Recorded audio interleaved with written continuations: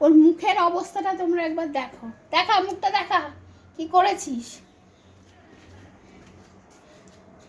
আমি কাল থেকে চিন্তায়, মানে আমার কি অবস্থা, যে বাচ্চার কিছু হলে এটা মায়ের কি অবস্থা হতে পারে তোমরা বুঝতে পারছো।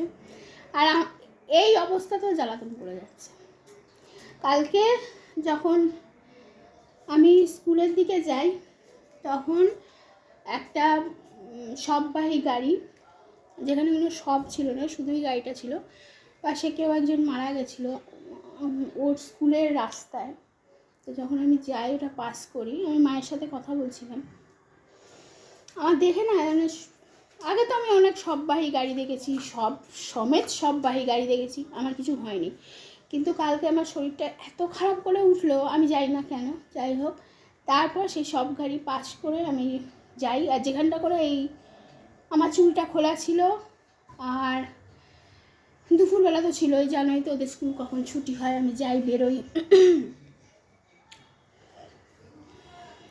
আরও মানে আশ্চর্য যে আমার অ্যাকুরিয়াম আছে, আমার অনেক ব্লগে দেখানো আছে আগের ব্লগগুলো। তো একটা মাছ একটা অসুস্থ থাকলে তো খেলবে, মানে খেলবে বলছি, বসে থাকবে, কীরকম একটা করবে। আগে যত মাছ মারা গেছে মানে তাদের বোঝাই যাচ্ছিলো যে তারা মারা যাবে, কিন্তু এই যে মাছটা মারা গেলো, যেটা হলো আমার ছেলেরও জন্মের আগে মাছ, ভালো সুস্থ সবল মাছ, কালকে মরে গেছে। কালকে না, আজকে সকালে মরে গেছে মাছটা। আর আমার ছেলের তো বিভৎসভাবে পড়ে গেছে, মানে গল গল করে মুখ দিয়ে রক্ত। মানে আমি রাস্তায় এক ভদ্রমহিলা, একটা লোক ছিল না রাস্তাতে, মানে বৃষ্টি পড়ছিল বলে লোকে আরও মানে ভেতরে ছিল। একজন ভদ্রমহিলা জলের বোতল দিতে তখন সব কিছু হয়, আর ও জলের বোতল ফাটিয়ে ফেলেছে, সুতরাং জলের বোতলে সব জল ফেলে দিয়ে আমি নিয়ে এসেছি, তো আমার কাছে কিচ্ছু ছিল না। তো এখন এইসব সকালবেলা তো তোমাদের দেখালাম, ওই অবধি আমি ব্লগটাকে, আগের ব্লগটাকে রেখেছি। এখন থেকে আমি আবার ব্লগ শুরু করছি। এখন অবধি আমি পেটে কিছু দিইনি, আর জীবনে যা করিনি আজকে তাই করলাম।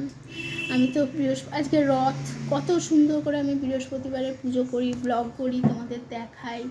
আজকে রথের দিন আমার এমন পরিস্থিতি, আমি বেরোতে পারিনি, কিচ্ছু আনতে পারিনি। আমি অনলাইনে অর্ডার দিচ্ছি, ফুল আসছে, মিষ্টি আসছে, সব অনলাইনে আসছে। এখন যে কটা গ্রসারি শপ আছে অনলাইনে, সব কটা ট্রাই করার পর মানে সব সোল্ড আউট হয়ে গেছে, 11টা বাজতে চললো স্বাভাবিক।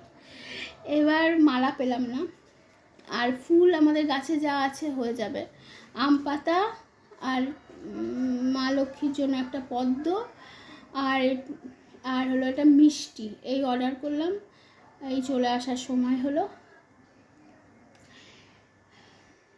পুজো টুজো করে তো ভেবেছিলাম, খুব দেখছিলাম ফেসবুকে ছানার কেক ভেবেছিলাম বানাবো, ঠাকুরকে নিবেদন করব, রথ। যাই হোক, চান টান করে ভালো করেই পুজো দেওয়ার চেষ্টা করি। কারণ আজ অন্যদিন শ্বশুরমশাই পুজো করে, রোজ যায়, আজকে শ্বশুরমশাইও গেল না। ঠিক আছে, চলো আবার তোমাদের সাথে পরে দেখা হবে। অবশেষে লক্ষ্মী পুজো করতে পারলাম, ভাবিনি আজকে আমি লক্ষ্মী পুজো করতে পারবো। অদ্ভুতভাবে গাছেও আজকে বেশি ফুল ফোটেনি। আর এই যে দেখছো পদ্ম, আম পাতা, মিষ্টি, এগুলো সব অনলাইনে এসছে। ভেবো না এত সুন্দর এসেছে। আম পাতা, কটা আম পাতা এই যে এক প্যাকেটগুলোতে পুড়ে দিয়েছে, সেটাকে আমি সাজিয়ে নিয়েছি। এই যে সিঁদুরের ফোঁটা টোটা দিয়ে, এই যে মিষ্টি এসছে, আমুল ক্ষীর, আর কোনো মিষ্টি আমি পেলাম না সেরকম, মানে অনেক বড় বড় প্যাকেট দেখাচ্ছিল আর কি।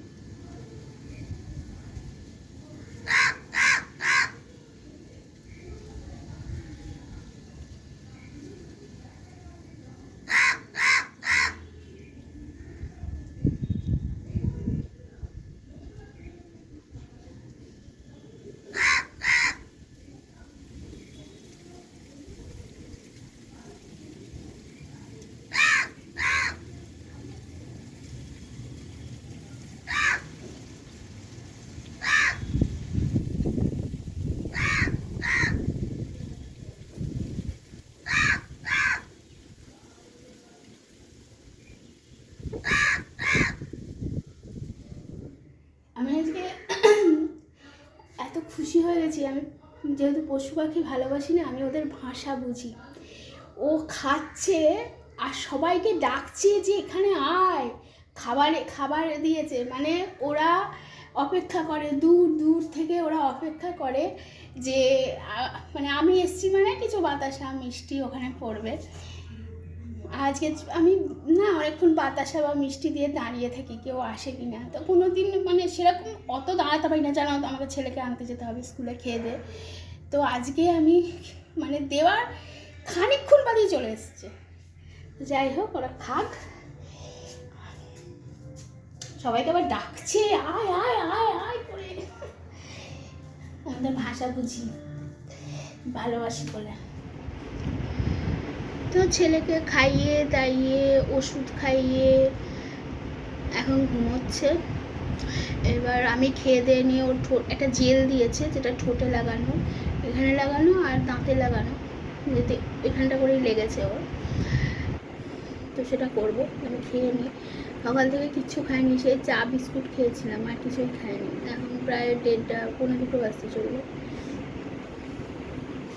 আর আজকে রান্না হয়েছে মাছের তেল। আজকে আমার সমস্ত রান্নাই খুব প্রিয় প্রিয় রান্না, কিন্তু খেতে ভালো লাগছে না। আমার ছেলে ভাত খাচ্ছে না। মাছের তেল আর হলে পুঁই শাক, চিংড়ি মাছ দিয়ে। পুঁই শাক আমার বাড়িতে অনেক দিন বাদে হলো। পুঁই শাক, সয়াবিন এগুলো আমি একটু অ্যাভয়েড করি, খাই না, কারণ আমার যেহেতু থাইরয়েড আছে। তো অনেক দিন বাদে হলো বলে। আগে যখন পুঁই শাক হতো, আমার শাশুড়ি মা যখন বেঁচে ছিলেন তখনকার কথা বলছি, আমি এইরকম এতটা পুঁই শাক নিয়ে খেতাম। আমাকে কোনোদিন কথা শোনায়নি যে কেন খাচ্ছ, কেন এইসব কোনোদিন শোনায়নি কথা। আমার পুঁই শাক এত ভালো লাগে। আর আমার বিয়ের পর যে পিসি রান্না করতো, সে এত ভালো রান্না করতো পুঁই শাকটা, মানে তখন মাছের মাথা দিয়ে হতো, ইলিশ মাছের মাথা, চিংড়ি মাছ দিয়ে হতো। তারপর নিজেও রান্না করতে শিখলাম, অনেকদিন বাদে খাচ্ছি।